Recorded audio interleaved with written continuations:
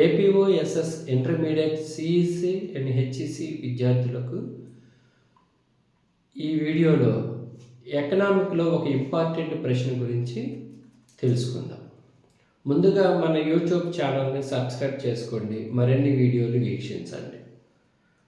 ఈరోజు టాపిక్ భారత పంచవర్ష ప్రణాళిక లక్ష్యాలు. ఇది చాలా ఇంపార్టెంట్ అండి. 2 మార్క్స్ రావచ్చు, 5 మార్క్స్ రావచ్చు. ఇది దేనికి రాసినా మనం ఎంతైనా మ్యాటర్ రాయగలం. కాబట్టి చాలా క్షుణ్ణంగా చెప్తాను, వినండి. భారత ప్రణాళికల ప్రధాన లక్ష్యం జాతీయ ఆదాయాన్ని వేగంగా పెంచడం.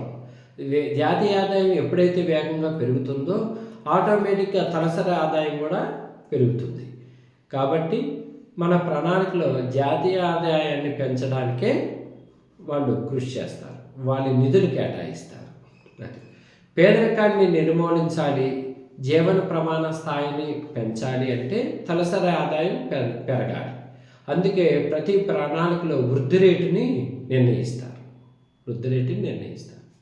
వ్యవసాయం, పారిశ్రామిక రంగాలను అభివృద్ధి పరుస్తారు. దీనికి కావాల్సిన నిధులు కూడా ప్రణాళికలో కేటాయిస్తారు. ఎందుకంటే నిరుద్యోగ సమస్య తగ్గించాలి అంటే పరిశ్రమలకి, వ్యవసాయానికి నిధులు ఎక్కువగా కేటాయించాలి. నెక్స్ట్, ప్రజలకు కావలసిన ప్రధాన అవసరాలు విద్య, ఆరోగ్యం, మంచినీటి వసతి, గ్రామీణ రోడ్లు, విద్యుత్ శక్తి, మురికివాడల అభివృద్ధి, ఇలాంటి వాటికి ప్రణాళికలో ప్రాధాన్యత కల్పిస్తూ నిధులు కేటాయిస్తారు.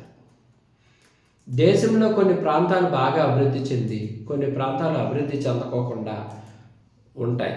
అలాంటి తారతమ్యాలని తగ్గించడానికి ఎక్కడైతే వెనుకబడి ఉన్న ప్రాంతాలకి ఉన్నాయో గుర్తించి వాటికి ప్రణాళికలో నిధులు కేటాయిస్తారు. నూతన పరిశ్రమలు, నూతన ఉత్పత్తులు సాధించే విధంగా ప్రణాళికలో నిధులు కేటాయిస్తారు. బాగా ధనవంతులు, నిరుపేదవాళ్ళకి మధ్య సమానతలో కూడిన వృద్ధిని దృష్టిలో పెట్టుకుని ప్రణాళికలు రూపొందిస్తారు.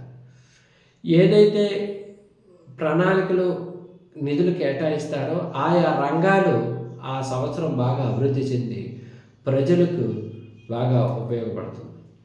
మహాత్మా గాంధీ గారు గ్రామాలు దేశ అభివృద్ధికి పట్టుకొమ్మలన్నారు. అదేవిధంగా ప్రణాళికల్లో కూడా గ్రామీణ ప్రాంతాలను దృష్టిలో పెట్టుకుని నిధులు ఎక్కువ కేటాయించినట్లయితే మన దేశ అభివృద్ధికి బాగా జరుగుతుందని నా ఉద్దేశం.